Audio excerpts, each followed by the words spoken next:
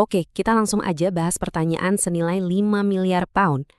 Ini tentang sumber daya publik yang kita semua pakai, tapi jarang kita sadari betapa pentingnya. Ya, kita bicara soal gelombang radio. Coba deh, pikir sebentar. Kalau Anda bayangin layanan darurat, alat apa sih yang pertama kali kepikiran?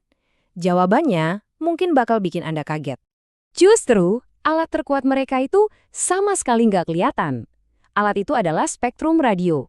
Gelombang udara tak kasat mata yang jadi andalan mereka untuk berkomunikasi dan yang paling penting, untuk menyelamatkan nyawa. Coba bayangin spektrum ini kayak jalan tol super tak terlihat yang khusus dibuat untuk layanan darurat. Dan ya, sama seperti jalan tol biasa, kalau sampai macet, akibatnya bisa fatal. Dan ini bukan cuma kiasan loh. Kutipan dari pemerintah Inggris ini menegaskan betapa krusialnya spektrum ini. Ini adalah sumber daya publik yang fundamental untuk layanan-layanan penting kita. Nah, disinilah kita sampai ke inti masalahnya. Para pembuat kebijakan dihadapkan pada sebuah dilema besar terkait sepotong jalan tol tak terlihat yang nilainya luar biasa ini. Pilihannya itu benar-benar kontras. Di satu sisi, pemerintah bisa melelangnya ke operator komersial, dapat uang cepat sekitar 1,1 miliar pound. Di sisi lain, mereka bisa mendedikasikannya untuk layanan darurat, demi manfaat sosial jangka panjang. Jadi pilih mana?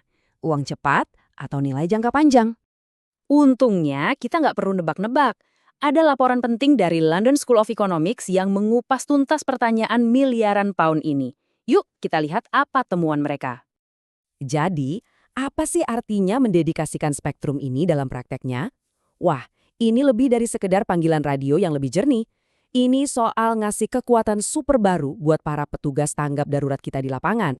Coba bayangin ya, seorang paramedis bisa mengakses rekam medis Anda sebelum mereka sampai, ini bisa menghemat menit-menit yang sangat berharga. Atau polisi bisa menyiarkan video langsung dari situasi genting ke pusat komando. Nah, ini dia kekuatan broadband seluler. Artinya, respons lebih cepat, keputusan lebih cerdas, dan ujung-ujungnya lebih banyak nyawa yang terselamatkan. Oke, sekarang kita ngomongin angka. Kita sampai ke inti analisis ekonomi dari laporan LSE. Dan angkanya, wah, luar biasa.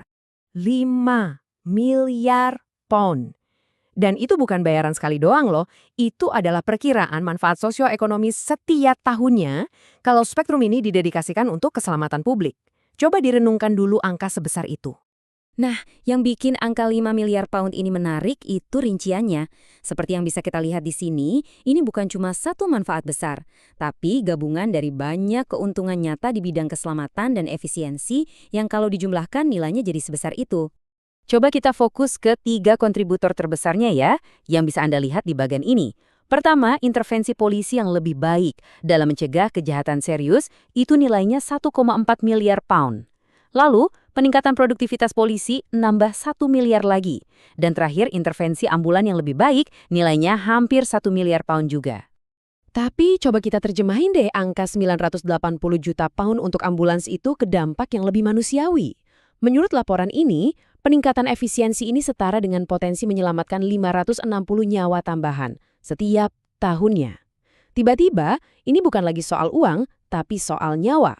Nah, Anda mungkin sekarang bertanya-tanya, kenapa petugas tanggap darurat nggak bisa pakai jaringan 4G atau 5G yang sama kayak kita? Pertanyaan yang bagus banget, dan jawabannya ada di sifat pekerjaan mereka. Semuanya bermuara pada 2 kata ini, misi kritis. Buat layanan darurat, komunikasi itu bukan sekedar fitur tambahan. Ini adalah fungsi mutlak, yang kalau sampai gagal, akibatnya bisa jadi bencana besar. Dan tabel ini nunjukin perbedaannya dengan jelas banget.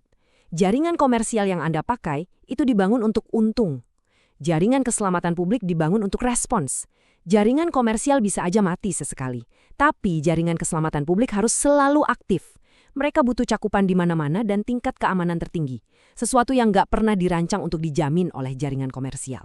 Jadi seberapa besar risikonya? Laporan ini bikin perhitungan yang bikin kaget. Kalau jaringan bersama mengalami penurunan layanan sebesar 5% aja selama keadaan darurat nasional, kerugian sosioekonominya bisa lebih dari 5 miliar pound. Dengan kata lain, seluruh manfaat tahunan bisa hilang hanya dalam satu insiden. Jadi, setelah semua data dan analisis ini, kita balik lagi ke pertanyaan awal kita. Gimana caranya kita menilai sesuatu yang bahkan nggak bisa kita lihat? Kutipan dari pejabat pemerintah ini mungkin jadi rangkuman terbaiknya. Ini bukan cuma soal komunikasi yang lebih baik. Ini adalah awal dari sebuah revolusi teknologi dalam cara kita menjaga masyarakat tetap aman. Pada akhirnya, kesimpulan dari analisis London School of Economics ini udah jelas banget.